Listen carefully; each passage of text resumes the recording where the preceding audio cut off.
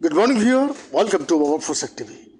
Yes, today our destination, bandit kraits experiencing Hong Kong's snake safari. A fraction of a second after William Sargent's torchlight catches the unmistakable glint of snake skin, he roars into action, sliding on a protective glove and launching himself into the dense green jungle of northern Hong Kong.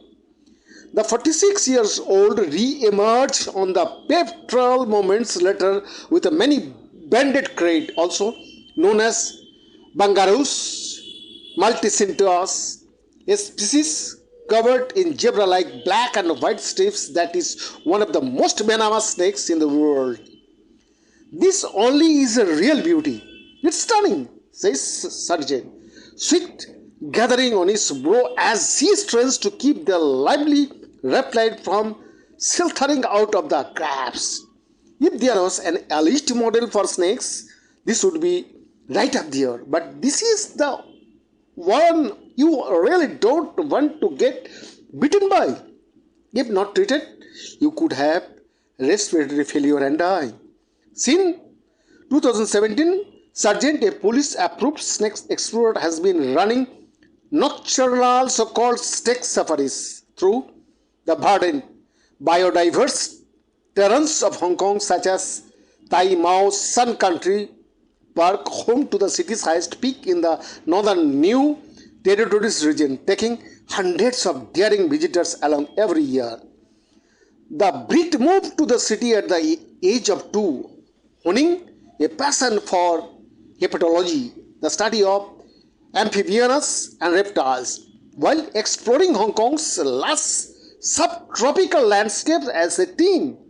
Besides fulfilling his own interest, the guided tours are a way for Sargent to combat stigma, improve awareness, and build appreciation of snakes. The vast majority of snakes that show up in your house don't want to live there. It is just by circumstance, like a fish jumping in your boat. He says, if you are sensible, there is nothing to be afraid. Oh, but sadly, many snakes are killed because of fear.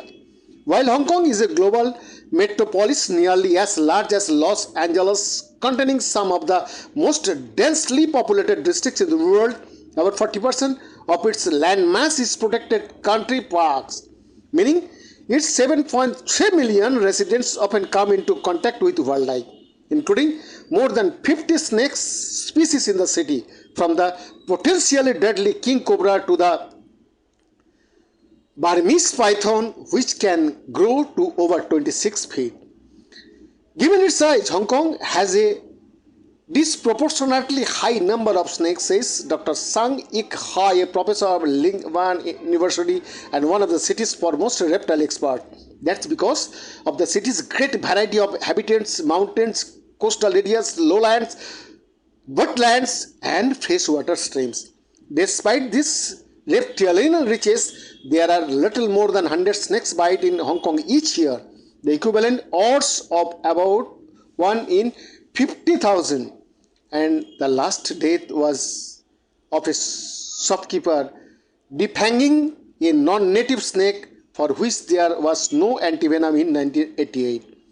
The likelihood of encountering a snake is not low as sung, but the chance of getting bitten is very low. Even if you are, Hong Kong is one of the safest places in the world for snake bites because of the quality and proximity of hospitals. For his part, Sargent receives calots every week to capture snakes everywhere from schools to prisons or to homes, and once a beach of Lantau is lined to ensure a 15-foot python. As of August, he is the first explorer to participate in a rapid release program, meaning that rather than have to go through a days-long bureaucratic procedure of sending a captured snake to a police station and further facilities, he can release it in the nearest country park, reducing workload and keeping the snakes far healthier. That policy change has proven an uphill struggle amid a complex culture context. We are the Zipper Fosek TV.